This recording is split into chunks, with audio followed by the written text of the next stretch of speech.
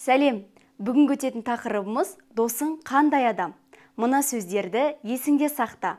Ұзын, қысқа, толық, арық, тез, баяу, еңбекқор, жалқау, аз, көп, жақын, алыс, үлкен, кішкентай, кір, таза, әдемі, ұсқынсыз.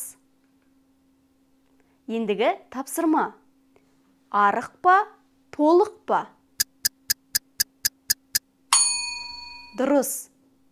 Толық. Ұзын ба, қысқа ма? Дұрыс. Ұзын. Көзілдірік кір ме, таза ма? Дұрыс. Кір. Қарындаш аз ба, көп пе? Дұрыс.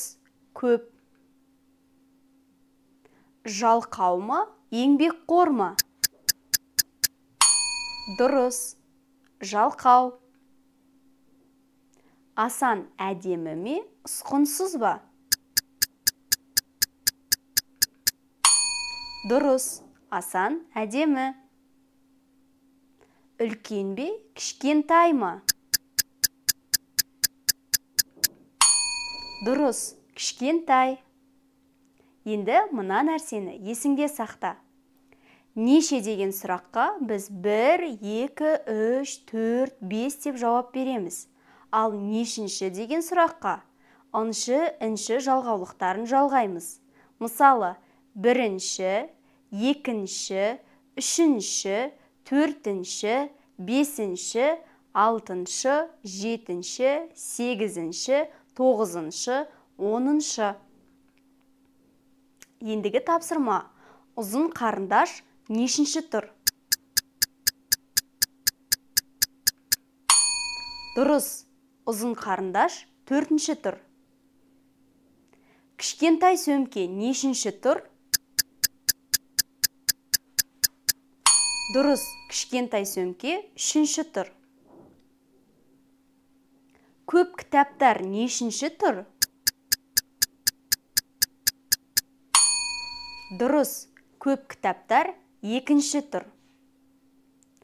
Мәтінді мұқият тыңда. Оның аты Әли. Ол 2-ші курста оқиды. Мамандығы қаржыгер. Әли бойы қысқа, тез сөйлейтін, баяу жүретін және еңбекқор адам. Енді сұрақтарға жауап бер. Әли қандай адам? Жалқау ма, еңбекқор ма? Дұрыс. Әли еңбекқор. Әлидің бойы ұзын ба, қысқа ма? Дұрыс. Әлидің бойы қысқа. Әли арық па, толық па? Дұрыс. Әли арық. Осымен сабағымыз аяқталды. Сау бол.